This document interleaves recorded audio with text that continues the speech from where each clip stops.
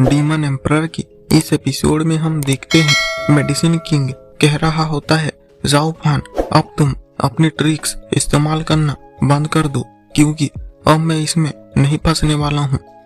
और हाँ, ये बात है कि तुम हमें पहले जरूर हरा सकते थे पर अब नहीं, क्योंकि मैंने तुम्हें अपने 7 कलर क्लाउड पाम से रोक के रखा है और तुम्हें तो उसे रेजिस्ट करने में ही अपनी पूरी पावर लगानी पड़ेगी और इससे तुम और भी जल्दी थकने लगोगे। एम्परर कहता है, वैसे क्या तुम्हें उस सवाल के बारे में याद है जिसके बारे में तुमने कहा था कि ये दुनिया किन लोगों को बिलोंग करती है? क्या तुम्हें याद है यान सॉन्ग? मेडिसिन किंग कहता है, हाँ बिल्कुल मुझे याद है, ये दुनिया सिर्फ स्मार्ट लोगों को ही बिलोंग करता है। पर तभी ही एम्परर हंसने लगता है और कहता है, पर मेरा आंसर थोड़ा अलग है। मुझे लगता है ये दुनिया सिर्फ स्ट्रॉन्ग लोगों को ही बिलोंग करता है। और फिर वो उसके पॉइजन को बिल्कुल ही तबाह कर देता है और फिर वो उनकी तरफ आते हुए कहता है, और ये दुनिया में कमजोर लोगों के लिए कोई जगह ही नहीं है। और एम्परर को इतनी आसानी से उससे बाहर आ जाता हुआ देखकर मेडिसिन किंग कहता है, क्या ये इम्पॉसिबल है? आखिर ये कैसे हुआ? क्या हमारे लोगों की इस पॉइजन को परफेक्ट बनाने की इतने हजारों सालों की मेहनत बस इतने से ही थी और ये क्या इतनी जल्दी बर्बाद हो गई? एम्परर कहता है, क्या तुम्हें मेरी बात समझ में आई? मैंने अभी अभी कहा कि इस दुनिया में सिर्फ मर्द और औरत नहीं रहते बल्कि कमजोर और ताकतवर लोग रहते हैं और तुम्हारा ये पॉइजन सिर्फ कमजोर लोगों को ही थोड़ा सा चोट पहुंचा सकता है, बस यही इसकी ताकत है। और तुम्हारा ये सोचना कि तुम इस जैसे पॉइजन से मेरे जैसे ताकतवर आदमी को चोट पहुंचा सकते हो, ये सरासर गलत है और ये पॉइजन मुझे घंटा कुछ नहीं कर सकता है। और एम्परर के ऐसे भयानक रूप को देखकर उन तीनों की ही बिल्कुल फट चुकी होती है। फिर तभी मेडिसिन किंग कहता है, सेकंड प्रिंस जल्दी कीजिए और इन पिल्स को खा लो।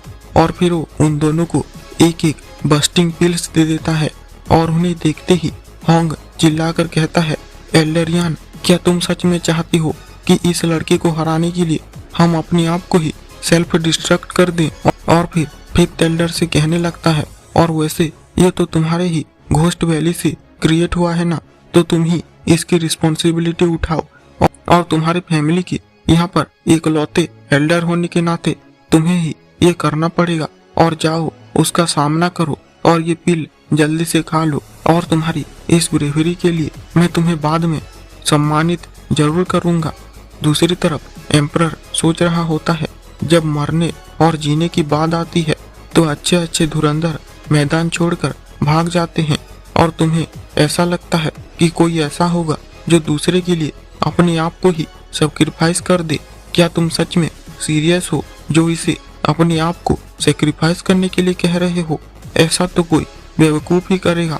और फिर वो उनसे कहता है, तुम लोग अपनी रिस्पॉन्सिबिलिटी को दूसरे के सर पे डालना बंद करो और इसके बजाय तुम लोग एक ही साथ मिलकर मेरे हाथों मर जाओ। तभी ही मेडिसिन किंग चिल्लाकर कहता है, क्या तुम दोनों पागल हो चुके हो जो मैं तुम लोगों को कहूंगा कि इस पील को खाकर अपने आप को ही उड़ा दो? मैं तुम लोगों को ये इसलिए दे रहा हूँ कि ताकि तुम भी इस लड़के की तरह इसे खाकर अपनी एनर्जी को इंक्रीज कर लो और तुम दोनों ही बॉडी रिफाइनिंग कल्टीवेटर हो। हाँ, भले ही तुम इस मॉन्स्टर जितने स्ट्रॉन्ग तो नहीं हो पर तुम दोनों अपनी जेनरेशन के सबसे स्ट्रॉन्गेस्ट हो। इसलिए अगर वो मॉन्स्टर 5 पिल्स को खाकर भी ठीक हो सकता है तो ये तो बस एक ही है, तुम इसे खाकर अपनी स्ट्रेंथ को बढ़ा सकती हो। और वैसे भी अगर हमें मरना ही है तो क्यों ना हम लड़कर ही मरें, और उस मॉन्स्टर के हाथों एक बुज़दिल की मौत मरने से तो ये अच्छा ही है ना। और ये सुनने के बाद ही वो दोनों ही उन पिल्स को खा लेते हैं और दोनों की ही पावर बहुत ही ज्यादा इंक्रीज हो जाती है और उन दोनों की पावर से इतनी ज्यादा एनर्जी निकल रही होती है कि सारे के सारे मॉन्स्टर बैट्स वहीं से ही दूर चले जाते हैं और एम्परर भी थोड़ा पीछे जाने लगता है।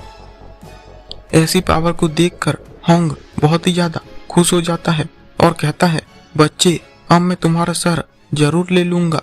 और फिर वो बहुत ही जोर से कहता है, emperors ultimate over powering body skill 7th level और फिर लाइट की स्पीड से सीधे ही एम्परर के पास पहुंच जाता है।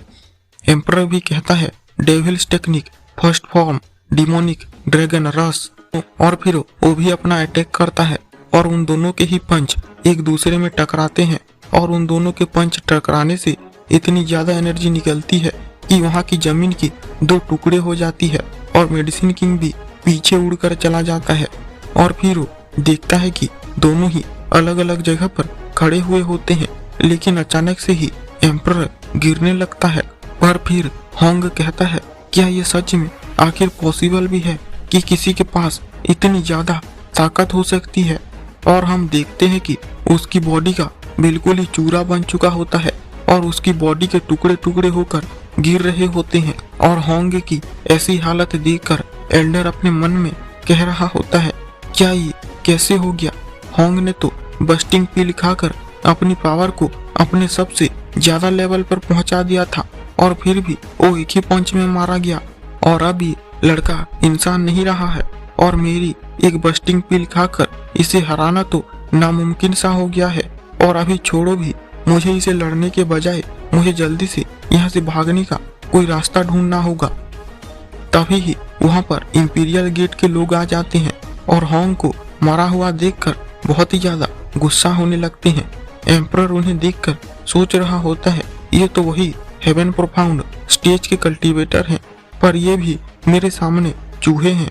पर तभी ही उसे कुछ होने लगता है और उसे बहुत ही ज्यादा दर्द होता है और फिर अपने मन में कहता है पर मेरे पास ज्यादा वक्त बचा नहीं है, मुझे इनसे जल्दी ही निपटना पड़ेगा।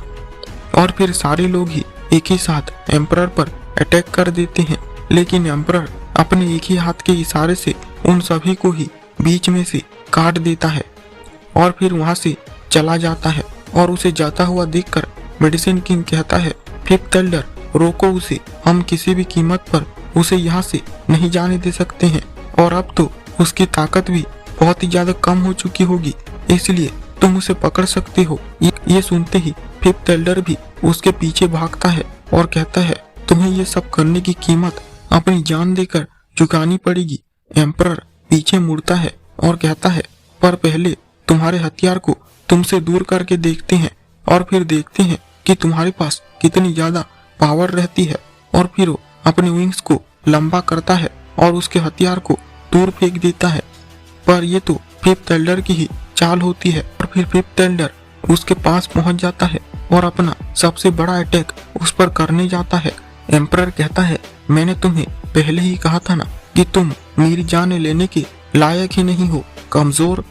और फिर वो कहता है घोस्टली ड्रैगन क्लॉ और बिल्कुल ही बिजली की तेजी से उस पर अटैक करता है और उसके पूरे हाथ को ही उखाड़ कर फेंक देता है और फिर उसे नीचे गिरा देता है।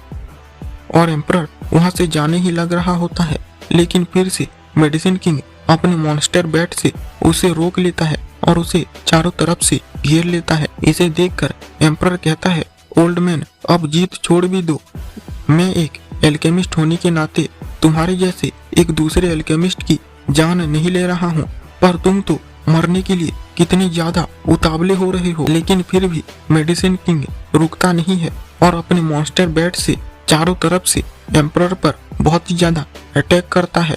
एम्परर कहता है तो ठीक है, अब जब तुम ये चाहते ही हो तो ठीक है, अब मैं ये करूंगा।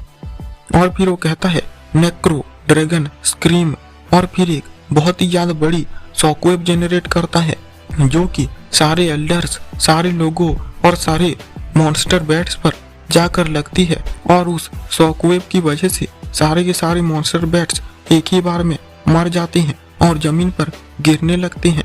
और फिर एम्परर अचानक से ही नीचे उतरता है और एक बहुत ही ज्यादा पावरफुल पंच मेडिसिन किंग को मारता है, जिससे मेडिसिन किंग के मुंह से खून निकलने लग जाता है और वो नीचे गिर जाता है। और फिर एम्परर बहुत ही ज्यादा जोर जोर से हंसने लगता है और कहता है 7 लोग मिलकर भी एक आदमी को नहीं मार पाए, ये तो तुम 7 फैमिलीज के नाम पर कलंक है और ये पूरी दुनिया के लिए भी कितनी ज्यादा शर्म की बात है। और फिर वहां से उड़कर बहुत दूर चला जाता है और यानफू मेडिसिन किंग को पकड़कर वहीं पर ही बैठा होता है। और इसी के साथ ही ये एपिसोड एंड हो जाता है। 君の虜にな